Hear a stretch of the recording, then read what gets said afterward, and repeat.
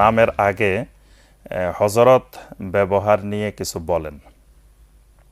আসলে আমাদের এই বাংলাদেশ বা এই ভারতীয় উপমহাদেশ এটি কিন্তু ফার্সি ভাষার একটি ব্যাপক প্রভাব এই অঞ্চলে ছিল। তো এই কারণে আমরা দেখি যে আমাদের এখানে ইসলামী পরিভাষাগুলো অনেক পরিভাষাই ফার্সি শব্দে ব্যবহার হয়। যেমন আমরা সলাত বলি না, নামাজ বলি, আমরা সিয়াম বলি না, রোজা বলি। এরকম অনেকগুলো শব্দই ফার্সি দ্বারা প্রভাবিত। তো হযরত এই শব্দটিও একটি ফার্সি শব্দ। তো এই শব্দটির সাথে দুটি বিষয় জড়িত। একটি বিষয় হলো এই উপমহাদেশে কোনো কোনো আলেম বা কোনো কোনো ব্যক্তি তারা নবী সাল্লাল্লাহু আলাইহি সাল্লামকে হাজির নাজির বলে তারা বিশ্বাস করেন, যদিও এটি একটি ভ্রান্ত আকীদা। তো অনেকেই বিশ্বাস করেন যে নবী সাল্লাল্লাহু আলাইহি সাল্লাম সব জায়গায় হাজির এবং নাজির, তিনি উপস্থিত থাকেন এবং তিনি সব কিছু দেখেন। তো এই জাতীয় হাজির নাজির যারা বিশ্বাস করেন তারা নবী সাল্লাল্লাহু আলাইহি সাল্লামকে হুজুর সাল্লাল্লাহু আলাইহি সাল্লাম নামে নামকরণ করেন। হুজুর মানে হাজির থেকে হুজুর। তো এই কারণে হাদিসের আরবি বাক্যে লেখা আছে ক্বালা রাসূলুল্লাহি সাল্লাল্লাহু আলাইহি ওয়াসাল্লাম, ক্বালান নাবিয়্যু সাল্লাল্লাহু আলাইহি ওয়াসাল্লাম, সামি'তুন নাবিয়্যা সাল্লাল্লাহু আলাইহি ওয়াসাল্লাম ইয়াকুল। কিন্তু অনুবাদ করার সময় কেউ কেউ বলেন যে হুজুর সাল্লাল্লাহু আলাইহি ওয়াসাল্লাম ফরমাইয়াছেন, হুজুর সাল্লাল্লাহু আলাইহি ওয়াসাল্লাম বলেছেন। কিন্তু আরবিতে যে সাহাবায়ে কেরাম হাদিস বর্ণনা করেছেন, মুহাদ্দিসিনে কেরাম হাদিস বর্ণনা করেছেন, তারা কিন্তু বলেন নাই ক্বালা হুজুর সাল্লাল্লাহু আলাইহি ওয়াসাল্লাম, তারা বলেছেন ক্বালা রাসূলুল্লাহ সাল্লাল্লাহু আলাইহি ওয়াসাল্লাম, ক্বালা নবিয়্যু সাল্লাল্লাহু আলাইহি ওয়াসাল্লাম। তো এই জন্য আমরা সাহাবায়ে কেরাম, মুহাদ্দিসিনে কেরাম যে পরিভাষাটি ব্যবহার করেছেন আমরা এটি ব্যবহার করব। আর ফার্সি ভাষায় আরেকটি বিষয় হলো যে হযরত মানে জনাব, জনাব বোঝানোর জন্য ফার্সি ভাষায় হযরত শব্দটি ব্যবহার করা হয়। কারণ যিনি সম্মানিত ব্যক্তি তার প্রভাব, তার সম্মান সব জায়গায় বিদ্যমান থাকে। তো যেহেতু এই ক্ষেত্রে হযরত বললে এটি শিরক হবে না যদি এই জাতীয় কোনো আকীদা, হাজির নাজিরের আকীদা না থাকে। তো যেহেতু এই শব্দের সাথে একটি শিরকি আকীদার মিশ্রণ আছে, এই জন্য এই শব্দটি ব্যবহার না করাই ভালো।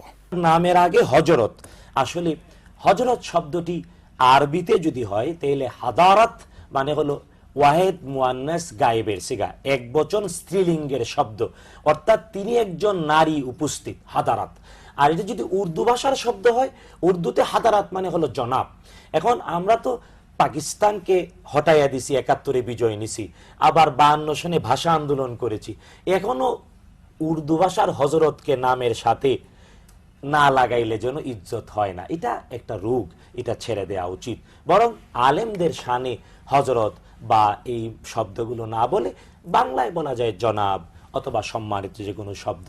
আর আরবিতে হযরত বলে না, এটা উর্দু ভাষার শব্দ। আমাকে রেখেছেন প্রধান অতিথি, এত কিছু লিখছেন আমার নামের আগে, আমি তো খুঁজেই পাচ্ছি না আমার নাম কোনটা আর আমার টাইটেল কোনটা। আন্তর্জাতিক খ্যাতি সুসম্পন্ন মুফাসসিরে কোরআন, বিশিষ্ট আলেমে দ্বীন, সুমিষ্ট ভাষী ও সুমধুর কণ্ঠস্বর, সারা বিশ্ব আলোড়ন সৃষ্টিকারী বক্তা। কই, আমি তো ৮-১০টা দেশে না ঘুরছি, সারা বিশ্বে আলোড়ন তুললাম কোথায়? এগুলো লিখবেন না। আর আমার নাম এত মোটা করে লিখছেন কেন? আমি খাই বেশি নাকি? বেশি মোটা আমি? কই আমার চেয়ে মোটা নাই স্টেজে? হ্যাঁ, এগুলো পাইছেন কই? আবার লিখছেন আলহাজ। আলহাজ লিখবেন না। হজ মানুষ করবে শুধুমাত্র একজনের জন্য, তিনি কে? আর বিশেষ করে হজের ক্ষেত্রে আল্লাহ বলেছেন তোমার হজটা, উমরাটা যেন হয় আল্লাহর জন্য। আতিমুল হাজ্জা ওয়াল উমরাতা লিল্লাহ। লিল্লাহ আল্লাহ এমনি বলে নাই, কারণ তোমরা আলহাজ লাগাবা, তোমরা আলহাজ লাগাবা। হাজী সাহেব নামের আগে আলহাজ লাগায় নাই, রেগে যায়, আছে না নাই? আপনার হজ শেষ, আপনার উমরা শেষ, আপনার সব শেষ, ঠিক কিনা? মানুষ বলতে পারে, কিন্তু আপনি কখনো লাগাবেন না, লাগাতে চাইবেন না। আর এটা লাগানো ঠিক না, পৃথিবীর কোথাও এরকম আলহাজ লাগানো হয় না। আমরাই শুধুমাত্র নামের আগে আবাদতের কথা জুড়ে দেই। আমি কোন আবাদত করছি এটা আপনাকে এরকম কেন? আমার আবাদত হবে শুধুমাত্র একজনের জন্য, চিল্লায় বলেন তিনি কে? আমি যে নামাজ পড়বো একজনের জন্য পড়ি, তিনি কে? আপনি আল্লাহ ছাড়া অন্য কারো সন্তুষ্টির জন্য যদি কোনো আবাদত করেন সেটা কবুল হবে? চিল্লায় বলেন। এটাকে বলে ইখলাস। এটা খুব জরুরি। এই ইখলাসের নামে আল্লাহ কোরআনে একটা সূরাই দিয়েছেন। ইখলাসের নামে কোরআনে একটা সূরা দিয়েছেন। তো শুধু আলহাজ লেখছেন কেন? আমি কি নামাজ পড়ি না? তো আল মুসল্লি লাগান নাই কেন? লাগানো দরকার ছিল আল মুসল্লি, আলহাজ, হ্যাঁ, আল মুজাক্কি, আস-সায়েম, মিজানুর রহমান আল আজহারি। আমি তো রোজাও রাখি, তো সায়েম তো লাগান নাই। মুজাক্কি, যাকাত আদায়কারী, এটা তো লাগান নাই। মুসল্লি মানে সালাত আদায়কারী, এটাও লাগায় নাই। লাগাইছে কি? আলহাজ। তো এগুলো থেকে আমাদেরকে বেরিয়ে আসতে হবে, এটা ঠিক না। আপনি আবাদত করবেন আল্লাহর জন্য, আর গোপন আবাদত, গোপন সাদাকা, গোপন দান আল্লাহর রাগকে কমিয়ে দেয়। নামের আগে হাফেজ, মৌলানা অথবা মোহাম্মদ এবং শেষে মাদানী ইত্যাদি লেখা যাবে কিনা? আমরা যে আলকাবগুলো লেখি এগুলো দুই রকমের। এক রকম হলো জাগতিক পরিচয় বোঝার জন্য, এগুলো জায়েজ, যদিও মানে কম ব্যবহার করা উচিত, জায়েজ। হাফেজ, মাওলানা এগুলো অনেকটা এরকম হয়ে গেছে। লোকটা যে হাফেজ তার কোন চাকরি করে, মাওলানা মানে লোকটা মাদ্রাসার উস্তাদ, এরকম বোঝানোর জন্য অনেক সময় হয়। আর কিছু আলকাব আছে যেগুলো আমাদের আল্লাহর কাছে নৈকট্য বোঝায়, তাজকিয়া, অর্থাৎ অন্যদের চেয়ে আমি ভালো, যেমন হাজি, আলহাজ, এই ধরনের শব্দ, আল্লামা, এরপরে কি বলে অলি, অলিয়ে কামেল, বা এই ধরনের যেগুলো আল্লাহর সাথে আমাদের সম্পর্ক বোঝায়, এমন জায়গায় হাত দেয় যেক্ষেত্রে আমাদের কোনো জ্ঞান নেই, এগুলো পুরোই নাজেজ। এখন মাদানী শব্দ অনেক সময় তারিফের জন্য ব্যবহার করা হয়, তবে আমাদের উচিত নিজে এটা ব্যবহার না করা। হাফেজ, মাওলানা, কারি, মাদানী, সালাফি, হানাফি ইত্যাদি কোনোটাই আমাদের নিজে ব্যবহার না করা। তাজকিয়া বোঝানো, হ্যাঁ, মানুষ যদি পরিচয় দেওয়ার জন্য ব্যবহার করে সেটা ভিন্ন কথা। আমার নামের শুরুতে লেখছে আল্লামা, নাউজুবিল্লাহ। এটা উচিত হয়নি। এটা আমি মানে কি ভাষায় বলবো, আমার নামের শুরুতে এ সমস্ত কথা বসানো আমি সম্পূর্ণ নাজায়েজ মনে করি। আল্লামা আমরা ওই যে আন্তর্জাতিক খ্যাতি সম্পন্ন মুফাসসিরে কুরআন, এই যে এইভাবে সমাজটাকে নষ্ট করা হয়েছে, এটা বসানো উচিত হয়নি। এরপরে আবার শায়েখ, তারপরে আবার ডক্টর, মানে এত লকব লাগানো হয়েছে। আর আমি নাকি বিশেষ আকর্ষণ, এত বড় জ্ঞানী মানুষ যিনি বক্তব্য দিয়ে চলে গেলেন, এই মাহফিলে উপস্থিত থাকতে আমাকে বিশেষ আকর্ষণ করা হয়েছে। মানে আমি লজ্জিত। আমি আসমাত ভাইকে কিছু বলিনি, যে মানুষের সামনেই যা বলার তাই বলবো। জিজ্ঞেস করেন, আমি কিচ্ছু বলিনি। এইটা মোটে উচিত হয়নি। আলহামদুলিল্লাহ, আমরা প্রোগ্রাম করি, কে আগে পরে বক্তব্য দিচ্ছে সেটা বড় বিষয় না, এবং এটাই হওয়া উচিত। কিন্তু নামটা সেইভাবে সিরিয়াল করা উচিত ছিল। এই পোস্টারে আমি লজ্জিত হয়েছি। আপনার কাছে, আপনাদের কাছেও ক্ষমা চাই, আল্লাহর কাছেও ক্ষমা চাচ্ছি। আল্লাহ যেন ক্ষমা করেন। ভবিষ্যতে আপনারাও বিভিন্ন এলাকায় প্রোগ্রাম করবেন, এই হযরত, মাওলানা, আল্লামা, আন্তর্জাতিক খ্যাতিসম্পন্ন মুফাসসিরে কুরআন, তারপরে আর কি বলে যেন হযরতুল আল্লাম, এটাও বলে। আল্লামা একটা আর আল্লাম একটা। আল্লামা শব্দটা বসে অনেক বড় মাপের আলেমের ক্ষেত্রে। সেটা বাংলাদেশে কোনো আলেম আছে বলে আমার জানা নাই।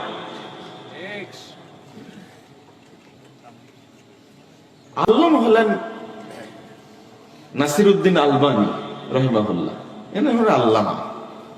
নাম শুনছেন? আব্দুর রহমান মুবারকপুরি, আমরা তার নামটা আমার সময় বলে কি আল্লামা। আল্লামা বসানো যেতে পারে ডক্টর মুস্তাউদ্দিনের নামের শুরু। ও আপনি এখানে আছেন, নাউজুবিল্লাহ। তো আল্লামা বসানো যেতে পারে শেখ বিন বাজ। আমরা সবসময় ইমাম শব্দটা উল্লেখ করি তাদের নামের শুরুতে। আল্লামা শেখ মোহাম্মদ বিন সালেহ আল উসাইমিন, এই ভাষাগুলো ব্যবহার করি। তারা চলে গেছেন, তাদের কিতাব পড়লেই বুঝবেন যে আল্লামা কাকে বলে। তো এই শব্দগুলো আমরা দেখতেও চাই না, শুনতেও চাই না। নামটা যদি বলেন যে মুজাফফর বিন মুহসিন, এটাতেই আলহামদুলিল্লাহ। আগেও কিছু দরকার নাই, পরেও কিছু দরকার নাই, প্রয়োজন নাই। এই সংশোধনের কথাটা বললাম। আর হযরত শব্দটা বলবেন না আপনারা, মনে থাকবে?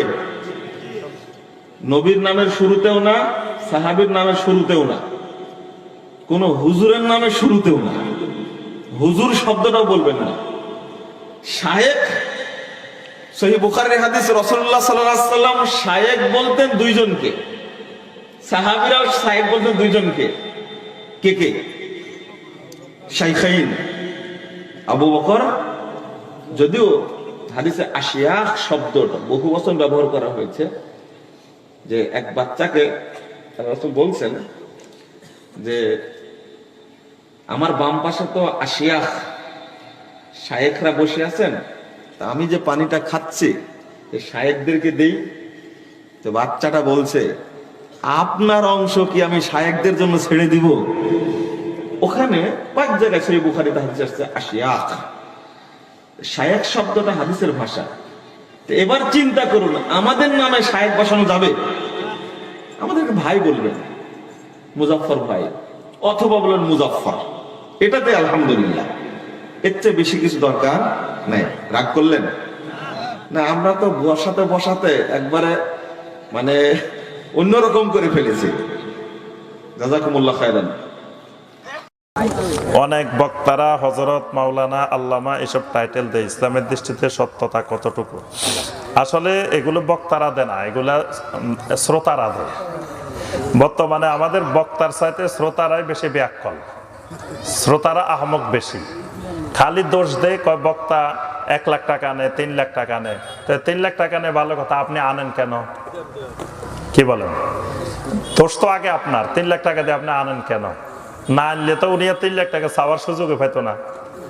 এই যে নীলফামারী একটা দারিদ্র এলাকা, শীতে মানুষ কষ্ট করতেছে। আমরা সবসময় শুনি যে ওই এলাকার মানুষ নাকি খাইতে পায় না ঠিক মতো, তারপরে শীত বস্ত্র পায় না। সারা দেশ থেকে শীত বস্ত্র তুলে তুলে আমরা ওইদিকে পাঠাই, খাবার পাঠাই, যে ওইদিকে মানুষ কষ্ট পাইতেছে। অথচ ওই নীলফামারীতে কয়দিন আগে মাহফিল করছে, পত্রিকায় আসছে যে 3,70,000 টাকা খরচ করে এক বক্তা নিছে ঢাকা থেকে। 70,000 টাকা হেলিকপ্টার ভাড়া আর 3 লাখ টাকা বক্তার হাদিয়া। তো তোমরা ভাত খাইতে পাও না, 3,70,000 টাকা দিয়ে তোমাদেরকে বক্তা নিতে কে বলছে? আবার ওই এলাকায় খবর নিয়ে দেখেন কত মসজিদের ইমাম সাহেবের বেতন নাই, কয় মাস বেতন দেয় নাই। এখান দিয়ে ঢাকা শহর থেকে 3,70,000 টাকা খরচ করি বক্তা আনছে। এগুলো সমস্যা আসলে বক্তার চাইতে শ্রোতার আরো বেশি। বক্তা কয় শুনেন আমি মা ফাতেমার স্বামী, শ্রোতারা কয় সুবহানাল্লাহ, আল্লাহু আকবার, দেখো আমাদের হুজুর যে মা ফাতেমার পর্যন্ত বিয়ে করে ফেলছে। এখান থেকে কয় মা, আবার কয় এ মা ফাতেমার স্বামী। তাহলে শ্রোতারা তো তারে জুতা দিয়ে পিটানো দরকার ছিল। শ্রোতা জুতা দিয়ে না পিটায় কয় কি, সুবহানাল্লাহ, আল্লাহু আকবার, দেখো আমাদের হুজুর কত উচ্চ তবকা চলে গেছে। তাহলে শ্রোতার এই যে লকবগুলা লাগায়, এগুলো শ্রোতারাই বেশি লাগায়। এজন্য শ্রোতা বক্তা সবারই সচেতন হইতে হবে। এই জাতীয় উপাধিগুলো লাগানো ঠিক না। হযরত, মাওলানা, আল্লামা বলতে যা বোঝানো হয় যেই পরিমাণ বিশাল এলেমের দরকার এরকম আলেম বাংলাদেশে নাই। আল্লামা লাগানোর মতো আলেম বাংলাদেশে নেই। এখন দেখা যায় সবাই আল্লামা লাগায় বসে আছে, আল্লামা শব্দটাকে নষ্ট করে ফেলছে, এটারে এত অপমানিত করে ফেলছে সবার সাথে আল্লামা। তারপরে হযরত মাওলানা এগুলা তো সঠিক উপাধিও না। হযরতের মধ্যে, হযরতের যদিও একটা অর্থ জনাব, কিন্তু হযরতের মধ্যে একটা অন্য অর্থ লুকায়িত আছে, হাজির নাজিরের অর্থ লুকায়িত আছে। তারপরে মাওলানা, মাওলানাটা আল্লাহর শানেও ব্যবহার হয়, এই জন্য বান্দার শানে ব্যবহার না করাই ভালো। যেখানে আল্লাহ পাক বলছে আনতা মাওলানা ফানসুরনা আলাল কওমিল কাফিরিন, এই জন্য এগুলো ব্যবহার না করাটাই উচিত।